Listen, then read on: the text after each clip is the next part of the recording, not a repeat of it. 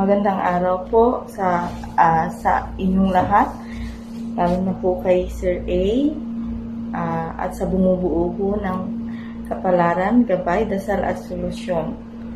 At ako naman ay nagpapasalamat ako kay Sir A dahil bumalik na po yung asawa ko dahil sa tulong niya po sa akin. Maraming salamat. Kami nga po pala ang OFW ng Jeddah, Saudi Arabia na natulungan po ni Sir A sa tulong ng Marimaki Oil. Lubos po kaming nagpapasalamat sa mga tulong at gabay na ibigay niya sa amin. Dati po talaga ay masyado po kaming problemado. Lalo na po ako. Nakita po yan ni Sir A. Kung paano ko umiyak sa kanya. Halos hindi ko po makilala yung sarili ko nung una. Pero nung nakilala ko po siya, talagang binigay ko po yung tiwala ko at ganoon na rin po siya. Binigay rin po niya yung buong tiwala niya sa akin. At ayun, sa mga pangaral niya, kahit minsan ay talagang napakasungit ni Sir A. Talaga, napakasungit. Ilang beses Pero ayun pa rin po. Ilang beses andyan niya pa rin yung kumbaga sa yung bang isa siyang magulang na tinuturuan yung mga anak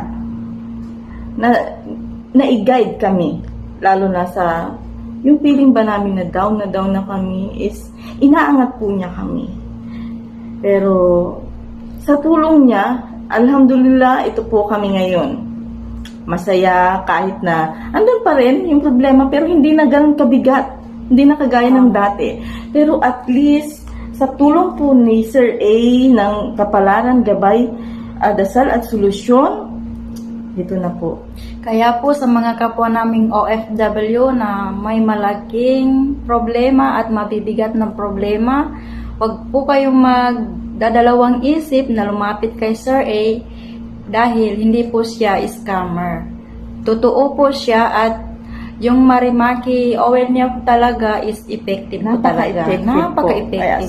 Kaya maraming salamat sa kanya. Sa inyo po, Sir A, unang-una po sa lahat, nagpapasalamat po kami. Una sa Panginoon, pangalawa po kay Sir A, na walang sawang tumutulong sa kahit masungit sino mang tao.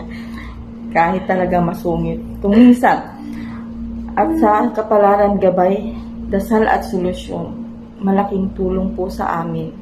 Kaya sa mga OFW po na kagaya namin na talagang problemado po, sana po ay makatulong kami, makatulong ang video na to para makilala nyo rin po si Sir A.